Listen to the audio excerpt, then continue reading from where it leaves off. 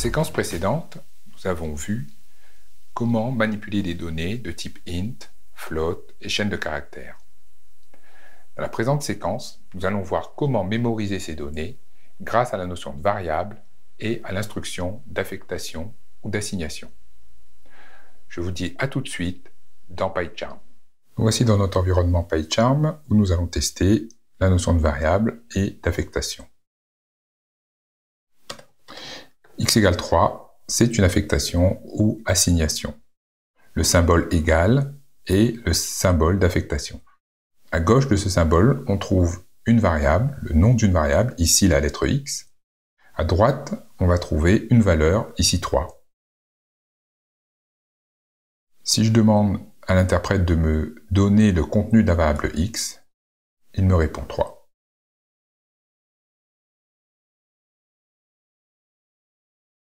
Testons une seconde affectation, y égale 4 fois 3. Donc 4 fois 3 est une expression arithmétique simple. L'affectation va se faire en deux temps. L'interprète Python va d'abord évaluer cette expression et le résultat sera stocké dans la variable la variable y. Pardon. Y contient bien la valeur 12.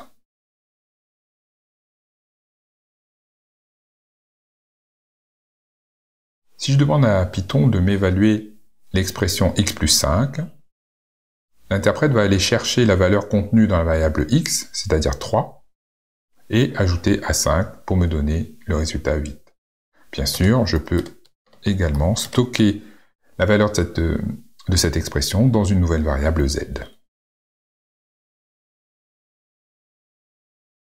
En général, nous allons choisir des noms de variables un peu plus explicites. Par exemple, mon message égale bonjour. Ici, ma variable est un peu plus longue, le nom de ma variable est plus long, et je lui affecte une chaîne de caractères bonjour. On reconnaît une chaîne de caractères, à ne pas confondre donc avec le nom d'une variable, par les simples quotes qui vont encadrer le texte. On peut choisir à peu près ce qu'on veut comme nom de variable. Toutefois, certains mots sont réservés dans le langage Python et ne peuvent donc pas être utilisés comme nom de variable.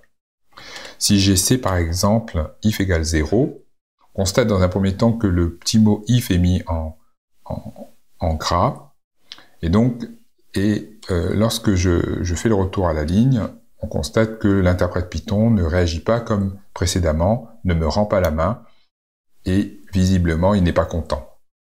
Donc if est un mot réservé du langage, je ne peux donc pas l'utiliser comme nom de variable. L'instruction n'est donc pas correcte pour l'interprète Python.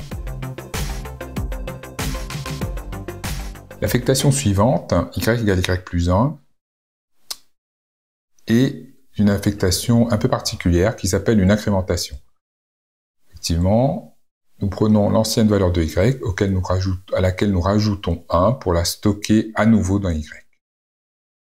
Attention donc à ne pas confondre ce symbole d'égalité avec l'égalité mathématique ou une quelconque équation mathématique. Donc le égal en Python, c'est le symbole d'affectation qui permet donc d'affecter une valeur ou la valeur d'une expression à une variable. Jusqu'à présent, nous avons manipulé des valeurs de type entier, int en Python. Nous allons voir que nous pouvons aussi manipuler des nombres fractionnaires. R égale 8 sur 3. Si nous demandons à Python quel est le contenu de la variable R, il nous répond une valeur approchée de cette fraction 8 sur 3. Le type d'une valeur, ou le type de la valeur stockée dans une variable, peut être obtenu grâce à la fonction prédéfinie type.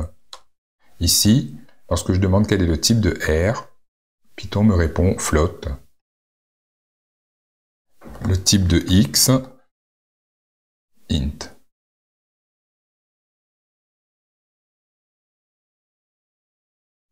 Je peux demander simultanément la valeur des trois variables x, y, z. Python me retourne alors un objet appelé tuple, un type que nous verrons plus tard, et qui contient donc les valeurs de x de Y et de Z. Nous venons de voir comment mémoriser des données grâce à la notion de variable et à l'instruction d'affectation. Dans la prochaine séquence, nous allons voir comment écrire notre premier script complet et l'exécuter dans un second temps. Nous verrons notamment les instructions input pour récupérer des données de la part de l'utilisateur et l'instruction print pour que notre script affiche des résultats à l'écran. À bientôt.